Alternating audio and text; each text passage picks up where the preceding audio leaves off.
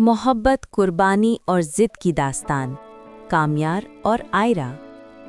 कहानी में एक नया मोड़ तब आता है जब कामयार आयरा के तालीमी कागजात की तमाम रुकावटें दूर कर देता है। आयरा, जो अब तक कामयार को गलत समझ रही थी, उस एहसान पर निहाल हो जाती है। वो अपनी खुशी छुपा नहीं पाती और फौरन कामयार के दफ्तर पहुंच जाती है। कामयार उसे अचानक अपने सामने देखकर हैरान रह जाता है। आयरा की आंखों में नदामत है।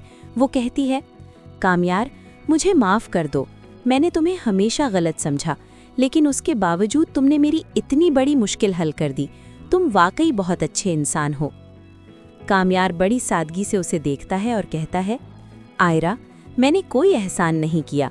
मैंने ये सब इसलिए किया क्योंकि मैं तुम्हें खुश देखना चाहता हूँ। सच तो ये है कि मैं तुमसे मोहब्बत करता हूँ और मेरा मकसद तुम्हें तकलीफ देना कभी नहीं था। अभी ये जज्बाती गुफ्तगू जारी ही थी कि आयरा के फ़ोन की घंटी बजती है। फ़ोन उसके वालिद इरफान साहब का है। उनका लहजा गुस्से से भरा हुआ है। वो आयरा को फ़ौरन घर पहुंचने का हुक्म देते हैं। आयरा सहम जाती है और फ़ौरन घर पहुंचती है, जहां इरफान साहब सवालात की बौछार कर देते हैं। तुम कामयार के दफ्तर क्यों गई थी? आयरा हिम्मत जमा करके जवाब देती है, बाबा, मैं सिर्फ उनका शुक्रिया अदा करने गई थी। उन्होंने मेरा पूरा तालीमी साल ज़ाया होने से बचा लिया है। मगर इरफान साहब का गुस्सा ठंडा नहीं होता। वो उसे कामयार से दूर रखने के लिए एक बड़ा फैसला सुनाते हैं। बहुत हो गया, अब तुम खावर से ही शादी करोगी और ये मेरा आखिरी फैसला है। आयरा टूट जाती है और अपनी परेशानी अपनी दोस्त फलक को बताती है। फलक उसे दिलासा देती है और अपने शौहर इश्तियाक से बात करती है। इश्तियाक उसी वक्त कामयार के पास पहुंचता है और उसे बताता है कि उसकी इस नेकी का नतीजा आयरा के लिए कितना संगीन निकला है। कामयार, तुम्हारी वजह से आयरा की ज़िंदगी मुश्किल में पड़ गई है। इरफान साहब ने उसकी शादी ज़बरदस्ती खावर से तय कर दी है। कामयार तड़प उठता है, मैं ऐसा नहीं होने दूंगा। लेकिन इश्तियाक उसे खबरदार करता है कि कोई भी जज्बाती कदम आयरा के लिए मज़ीद मुश्किलात पैदा कर सकता है। कामयार से रहा नहीं जाता और वो सीधा आयरा के घर पहुंच जाता है। इरफान साहब उसे देखकर आग बगूला हो जाते हैं। तुम्हारी हिम्मत कैसे हुई यहाँ आने की?